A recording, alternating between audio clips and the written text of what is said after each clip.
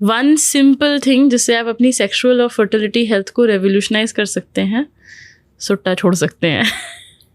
ये बेस्ट और सिंपलेस्ट चीज़ है, बिकॉज स्पर्म के बारे में एक बहुत इंटरेस्टिंग चीज़ होती है कि हर 3 महीने पे स्पर्म का नया फैक्ट्री डिलीवरी नहीं आती है, ऐसे समझ लो।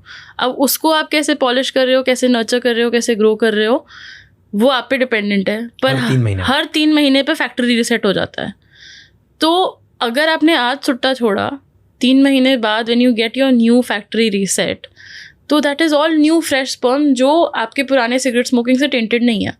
मतलब थोड़ा फ़र्क पड़ेगा बट इतने ड्रामेटिकली टेंटेड नहीं है।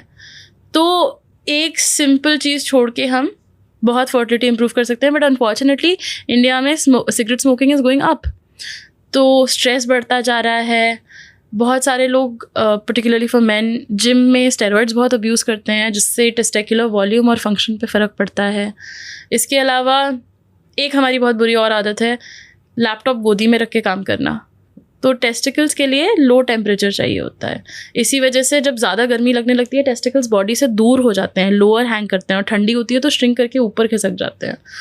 तो बिकॉज वो self regulating air conditioning system है, ऐसे समझ लो उनका। वो मसल्स के थ्रू अपने आप को रेगुलेट करते हैं कि कितना ऊपर, कितना शरीर के क्लोज है, कितना दूर रहना है। बट अगर उसी पे हम लैपटॉप रख के बैठे रहें तो आप दिन भर, वेरी क्रैश एनालॉजी, बट अंडे पका रहे हैं essentially. You don't want to do that. And as our lifestyle is getting worse and worse, work hours बदलते जा रहे हैं, स्ट्रेस बढ़ता जा रहा है, जिसकी वजह से सब्सटेंस अब्यूज़ बढ़ता जा रहा है। और इस स्ट्रेस को लोग जाके जिम में निकालते हैं, which is great, but gym में गेन्स नहीं दिखते तो फिर स्टेरॉइड अब्यूज़ में चले जाते हैं। इन सिंपल लाइफस्टाइल फैक्टर्स की वजह से we are really poorly affecting man की sexual health, fertility health.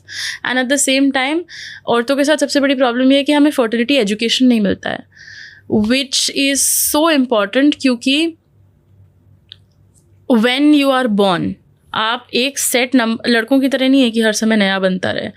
In any given second on average एक आदमी 1500 स्पर्म बनाता है। तो इस पॉडकास्ट के एंड तक पता नहीं कितना बन जाएगा कलेक्टिवली। बट लड़कियों के साथ ऐसा नहीं होता है। आप जब यूट्रस के अंदर होते हैं तो आपके अंदर 2 मिलियन एग्स होते हैं, हाँ, विच इज़ 20 लाख। और जब आप प्यूबर्टी तक आते हैं तो वो 20 लाख से गिर के 4 लाख हो जाता है। इस बीच में तो आप एग्स यूज़ नहीं कर पाए, आपकी तो मतलब बहुत छोटे हैं अभी फर्टिलिटी के बारे में सोचने के लिए। एंड बाय द टाइम आप रिप्रोडक्टिव एज तक पहुंचते हैं, 25-30 साल की उम्र होती है, तो वो 4 लाख से और गिर जाएगा ना, क्योंकि हर महीने शरीर एग रिलीज़ करती है कि इस महीने बच्चा आएगा, इस महीने बच्चा आएगा, नहीं आता है।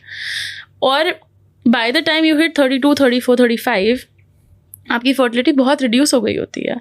और ये हम नहीं सीखते हैं। हमारे पास कितने मरीज आते हैं 38, 39 पे कि अब हमें एग फ्रीज़ करना है, जब तक आपका एग काउंट ऑलरेडी इतना ड्रॉप कर चुका होता है। सो फर्टिलिटी एजुकेशन एक बहुत बड़ा प्रॉब्लम है। एंड अगर हम टाइमिंग मैनेज कर सकें एग फ्रीजिंग के थ्रू, फर्टिलिटी डिलेइंग प्रोटोकॉल्स के थ्रू, तो हम बहुत सारी इनफर्टिलिटी के कॉजेज़ मैनेज कर सकते हैं। And here's the end point of the biggest thing which got me into this work, क्योंकि my dad deals with male fertility, my mom deals with female infertility.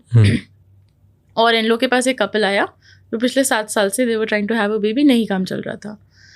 So test waste करे गए, test में सब कुछ normal निकला। There was no reason why this couple should be struggling. बहुत देर माथा पच्ची करी। Finally my dad was like, क्या चल रहा है भाई? उसको चेम्बर में लेके गए, उन्होंने कहा तुम कर क्या रहे हो? एंड इट टर्न्स आउट पिछले 7 साल से ये आदमी अपनी वाइफ के बेली बटन में पेनिट्रेट कर रहा था, क्योंकि पेट में छेद है, बच्चा पेट से आता है। So, ये बहुत पुरानी कहानी नहीं है, 25 साल पुरानी कहानी है। वो जो बच्चा, पापा ने एक्चुअली एक्सप्लेन किया कि भाई एक्चुअली ये होता है, ये सब एक्सप्लेनेशन के within 2 months the lady was pregnant. I know the kid that was born from it. और ये 25 साल पुरानी बात है। एंड प्रॉब्लम ये है कि आज भी हालत एजुकेशन की यही है। अब खैर पॉर्न से लोग समझने लगे हैं काफ़ी कुछ, बट फिर भी मतलब कुछ सही तो सीख नहीं रहे हैं पॉर्न से। What ever your orientation, always use a condom. Oral sex, anal sex, vaginal sex, जो भी सेक्स हो रहा है, यूज़ प्रोटेक्शन, बिकॉज STIs हर तरह से फैल सकती हैं। लोगों के दिमाग में सिर्फ ये है कि पीनिस एंड वेजाइना सेक्स से STI होता है। ओरल सेक्स से भी हो सकता है। ओरल सेक्स से भी होता है। माइकल डगलस फेमसली सेज कि उनको ओरल सेक्स से थ्रोट कैंसर हुआ था। नो फैप का रियल मतलब है कि पॉर्न मत देखो। हाँ, obviously now it's become a movement जिसमें काफ़ी लोग को फ़ायदा होता है मास्टरबेट ना करने से। अगर ऐसा हो रहा है, ग्रेट, गो फॉर इट। अगर आपको लग रहा है कि आपका मास्टरबेशन इतना कंपल्सिव हो गया है कि आप स्कूल नहीं जा पा रहे हैं, कॉलेज नहीं जा पा रहे हैं, काम छोड़ के, दोस्तों के साथ मिलना छोड़ के, you prefer to stay at home and watch porn and fap, that's a problem. And if that's helpful for you, excellent. And unfortunately बहुत लोगों के पास थेरेपी और ये मेंटल हेल्थ रिसोर्सेज एक्सेसिबल नहीं होते हैं जहाँ आप ये चीज़ें जाके डिस्कस कर सकें। तो अगर वहाँ फ़ायदा कर रहा है, मस्त करो। बट ऐसा नहीं है कि मास्टरबेट या फैप करने से मतलब आपकी वाइटल एनर्जी चली जाएगी या कॉन्सेंट्रेशन ख़राब हो जाएगा या डोपामिन रिवॉर्ड सिस्टम ख़राब हो जाएगा। ऐसा नहीं होता है।